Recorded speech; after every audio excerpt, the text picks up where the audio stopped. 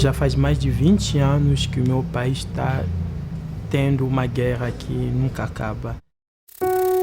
Saí da Venezuela pela crise econômica e política que estava lá. Você pode ser morta, você pode ser agredida, ninguém tá nem aí. Nós deixamos nosso país por causa do conflito armado que tem dentro da Colômbia. Saímos pensando no futuro de nossos filhos.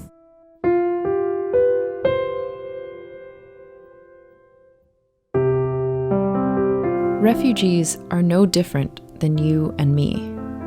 They're people with dreams, aspirations, friends, and family. They are facing tragedy, loss, and they are asking for our help. Our stories are interconnected, filled with strength, hope, resilience, and solidarity, in search of a new home. These are chapters of a story that began 70 years ago. In 1950, the Second World War had just ended 5 years prior, yet thousands of people who lost their homes or had been persecuted continued to wander throughout Europe in search of help. It was necessary to find a solution to this challenge. As a result, UNHCR, the UN Refugee Agency, was born. Created by the United Nations General Assembly as a multilateral organization with the core mission to save lives.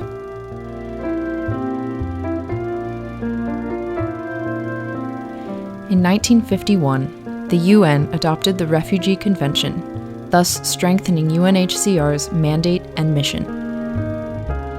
The agency began work that same year, and in 1954, UNHCR was awarded the Nobel Peace Prize for its humanitarian response in relieving suffering and providing support to countless refugees and displaced people in Europe.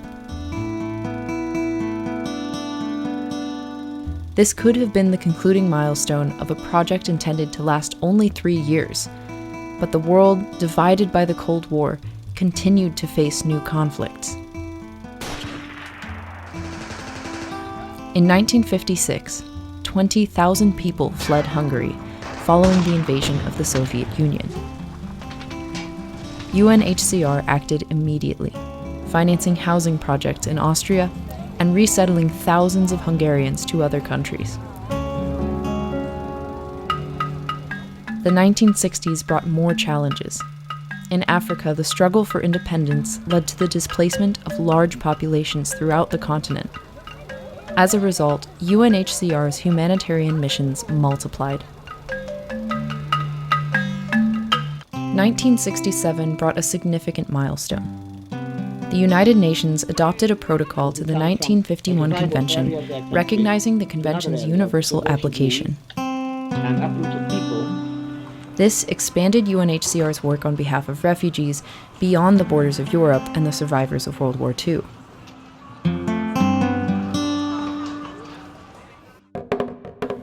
At the beginning of the next decade, UNHCR intensified its efforts to support around 1 million refugees in 25 African countries. In Asia, the agency acted quickly to help 10 million Bengalis who fled to India, the largest displacement of refugees of the 20th century. The operation was a success. In 1981, UNHCR was awarded its second Nobel Peace Prize for its work supporting the repatriation of refugees in Asia, Africa, and Latin America.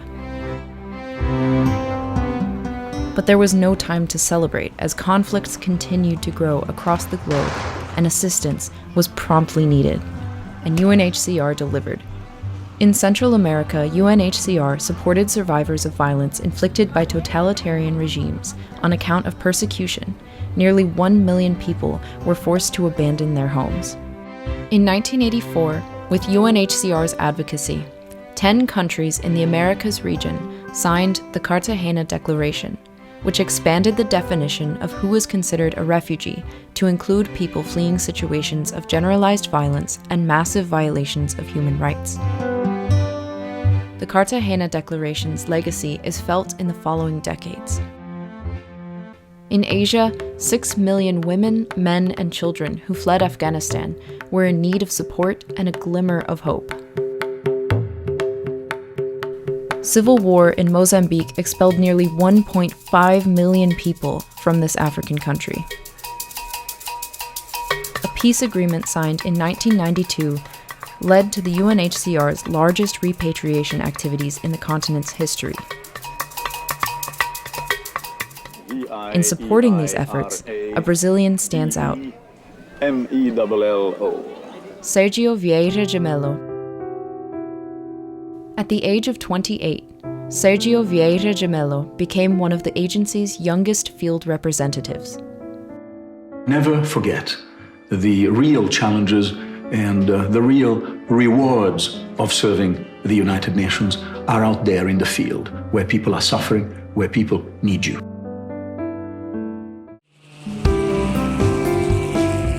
In the 1990s, UNHCR pivoted to Europe, where ethnic violence caused the displacement of 3 million people within the former Yugoslavia. Their stories are dramatic. And we were all convinced that one side or the other was going to come and kill us in the night. And I spent half the night praying that I would stay alive, and the other half praying that I would suffer a quick death. The agency also established policies for the protection of women and their specific needs. Meanwhile, in Asia, another mission. In Myanmar, more than 200,000 people fled to Bangladesh. It was a shock to see thousands and thousands of people crossing rivers with the water up to their chest, with one little bag of belongings, their babies in their heads, to cross the river. UNHCR closely followed the situation, offering emergency aid and support so that refugees could rebuild their lives. The situation in Colombia created a new challenge for the agency. Internal conflict between irregular armed groups and government forces caused the internal displacement of nearly 3 million people. UNHCR worked to support this population through humanitarian aid programs, protection of vulnerable groups, and in defense of rural land rights. It's a new century, and yet the number of refugees and stateless people continues to rise. Refugee camps organized by UNHCR provide shelter to thousands of people in Africa and Asia, where they find a measure of safety and begin to envision a different future. But displacement does not stop. In the Mediterranean Sea, women, men, and children risk their lives for a chance to survive. Civil war in Syria leads to a mass exodus, becoming a tragic portrait of this century. Syria accounts for the largest number of refugees in the world, over 5,500,000 people. A sizable challenge for UNHCR. What I'm seeing in Syria somehow is the situation that is not getting to any kind of peace there. Those Syrians that have gone through this may have to go through more pain and more suffering. And these thoughts make me angry, make me sad, because at the end of the day, I see people dying. In the Americas, UNHCR is focused on the crisis in Venezuela, displacement in Colombia, and the thousands of people who are forced to flee their homes in Honduras, Guatemala, and El Salvador due to violence. In Brazil, UNHCR's operations began in 1982 in Rio de Janeiro. However, the country was already sensitive to refugee issues over the last decades. In the 1960s, Brazil received 500 Russian refugees resettled from China. Also in the 60s, Brazil was the first country in South America to ratify the 1951 Convention on Refugees. After a short period in which UNHCR's activities in Brazil fell under the jurisdiction of the Regional Office for the Southern Cone, UNHCR reopened its offices in Brazil with a central office in Brasilia and increased its protection and support activities. 3 years later, a field office opened in Manaus, Amazonas, to support Colombian refugees who arrived in Brazil through the country's northern region.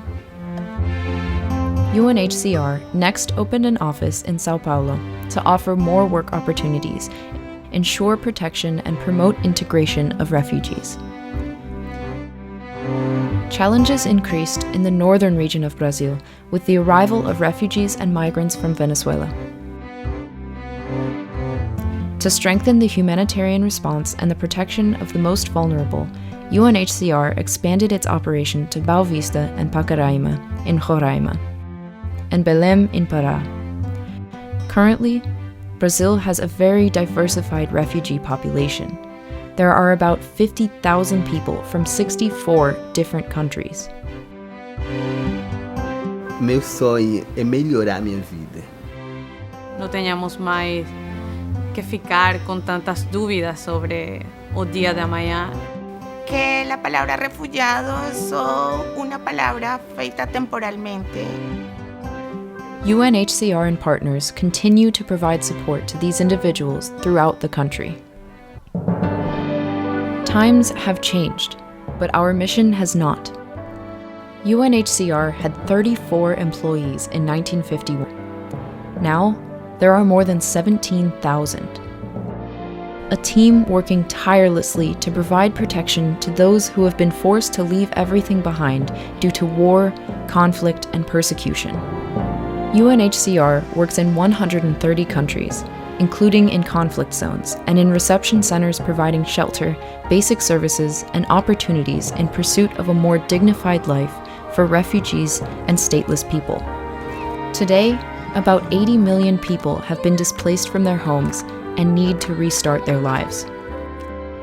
How this story ends is still uncertain, but many more chapters filled with success, hope, and resilience are yet to be written.